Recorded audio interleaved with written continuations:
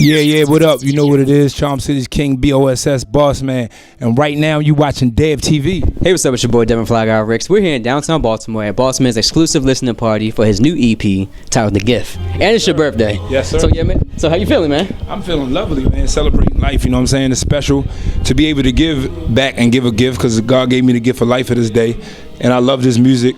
And that's living out my dreams. That's what's most important about living in life, so you don't be miserable. I'm happy. Exactly. Okay. And give me a little background. So it's titled The Gift. Yeah. So why that name?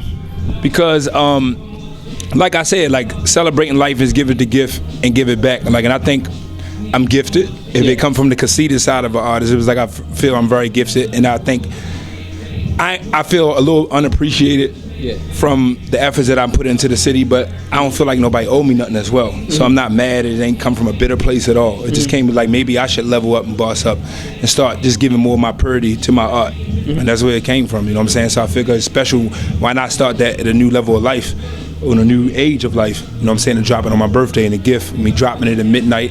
If you're watching this later, it's dropping on Sunday because Bossman and God, you would be blessed on Sundays. Yeah. Okay. Perfect. And I know putting together your artistry, putting a lot of time and your effort. So as far as the audience perspective, what do you feel like you want people to take away when you listen to this project?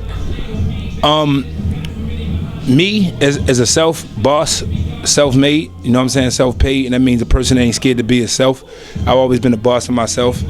I knew when to follow. Like I wasn't no person. Like I like to put it in a movie in lame's terms instead of getting all deep. Like if you watch Boys in the Hood, like if you come from Baltimore, you know everybody grew up in my hood. I can relate to that. My parents was locked up when I was getting in elementary school, going to the 6th grade.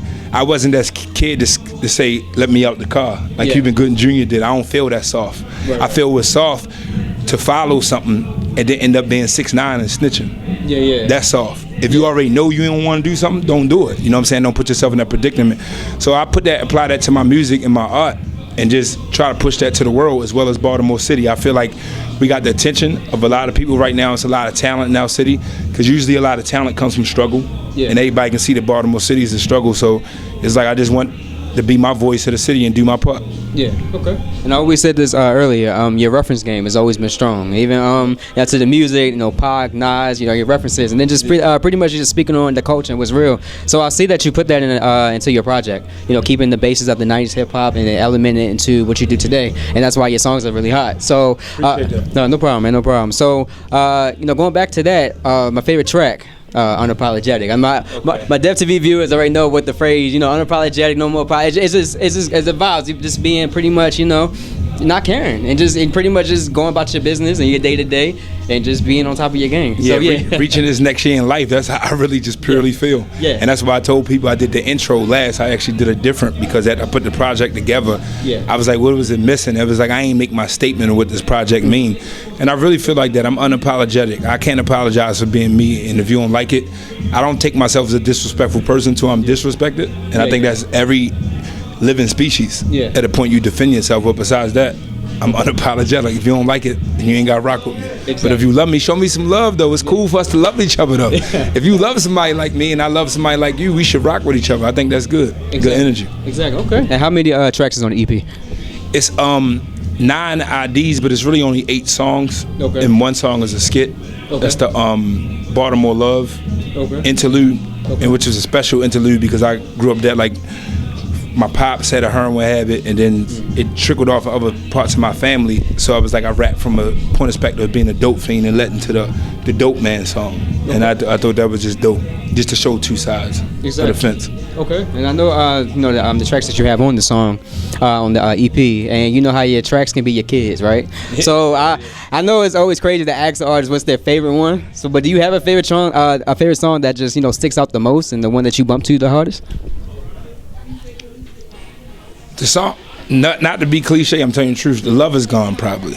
Oh, okay. Because it's not my favorite song, but you said bump to the hardest. Yeah. That's like, when I listen to the lyrics I said on that record, it put me in perspective. I know what I'm doing is right. Like I said, and it's funny, the intro is unapologetic, but I sort of apologize to people like close to my family, my fiance, to my kids about like I ain't planning for these things to be.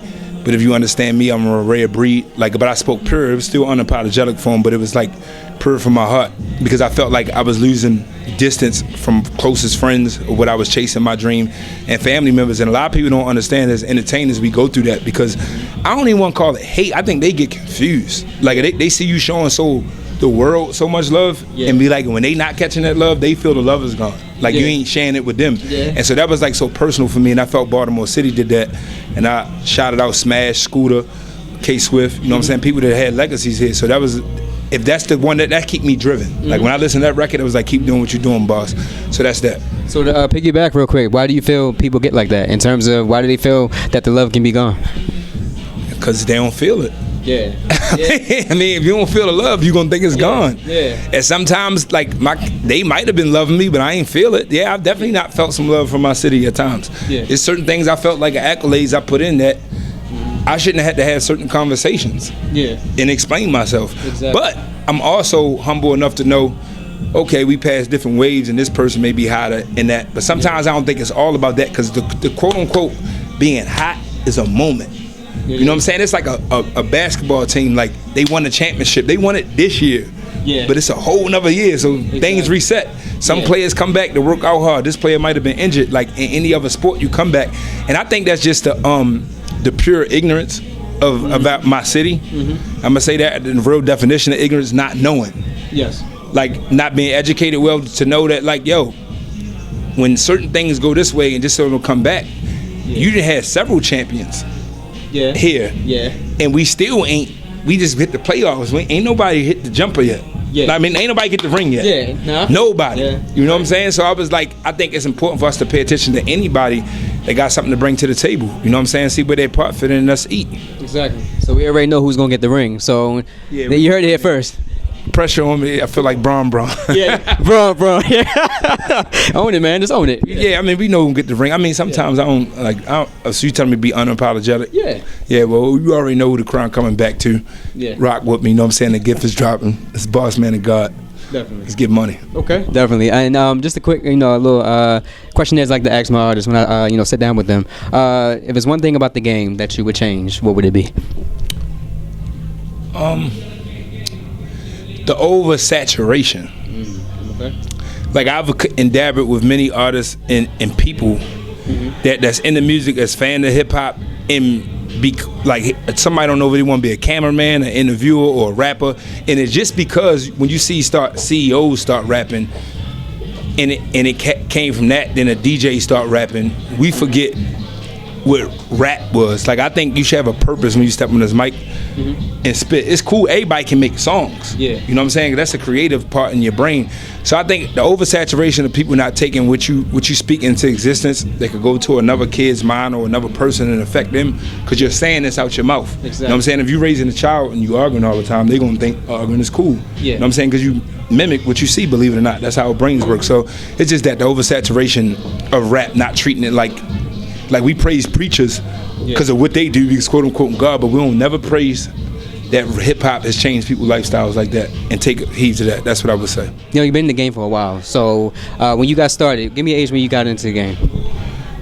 Got in there to start making money, and I got my first show.